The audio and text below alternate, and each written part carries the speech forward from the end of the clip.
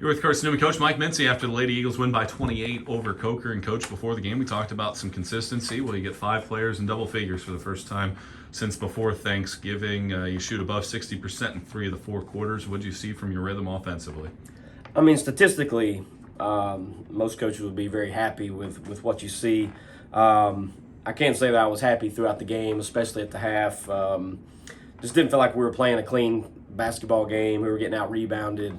Coker was playing well and shooting well, but some of that's on us. We're just not defending well enough. We're getting beat off the bounce, and so at halftime I wasn't super happy with a 15-point lead at that point by the way we were playing. But again, the way the stats lay out at the end of the day, 93-65, and you get a W, you got to be happy with the win. You talk about that, the defensive intensity. Well, for about an 8-minute stretch in the fourth quarter, Coker didn't make a field goal, and that was with a lot of the bench players out there. To me, something that stood out, Addison Bird, only 2 points, but she leads the team in the plus-minus chart with 8 assists and 4 steals. Abby Wilson, 8 points, 4 assists off of the bench. Sydney Pierce, a career-high 16 points. What can you say about how that group performed? 2 of the last 3 games, Bird hadn't necessarily shot the ball well, but it's nice to see her come out and lead us in assists, lead us in steals. A lot of those steals, I think, led to her assist with Skylar getting those run-out layups. And, Bird always plays hard. We just need her to bear down on defensive end and certainly be able to score the basketball, which she did at LR. Mm-hmm. And then Abby, I was really happy with Abby because, I don't think we stretched it out. I think it was, I don't know what the score was. We were probably up 20 when she hit back-to-back threes. Had 2 really good passes, especially one in transition to Sid. And she's been her assist-to-turnover ratio has just been off the charts this year, and certainly happy with how she's been playing.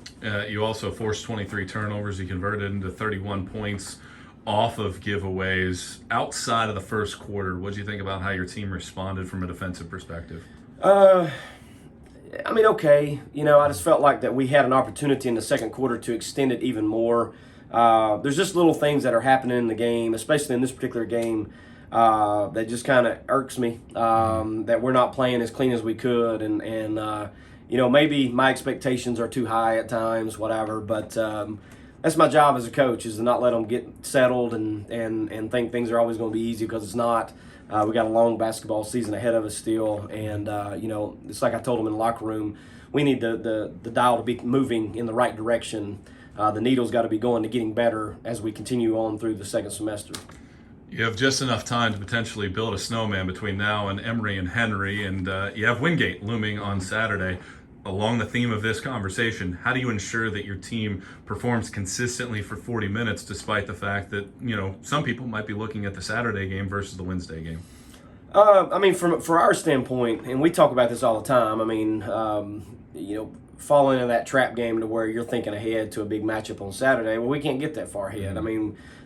We need to talk about this one tomorrow, prepare for Emory and Henry, play a solid game against Emory and Henry on Wednesday, and then start our prep for Wingate. We're not going to move on to Wingate until we get the Emory and Henry game over with, and that's just kind of how we've always operated. So, we cleaned a few things up here with this game, moving the Emory and Henry game, try to have a little bit better, a cleaner performance, I guess you'd say. This 2 games in a row, we gotten out rebounded, something we need to go back and look at, because we're winning games with double figures, but we're getting out rebounded. So that's not going to happen. You keep doing that throughout the year, you're not going to keep winning basketball games.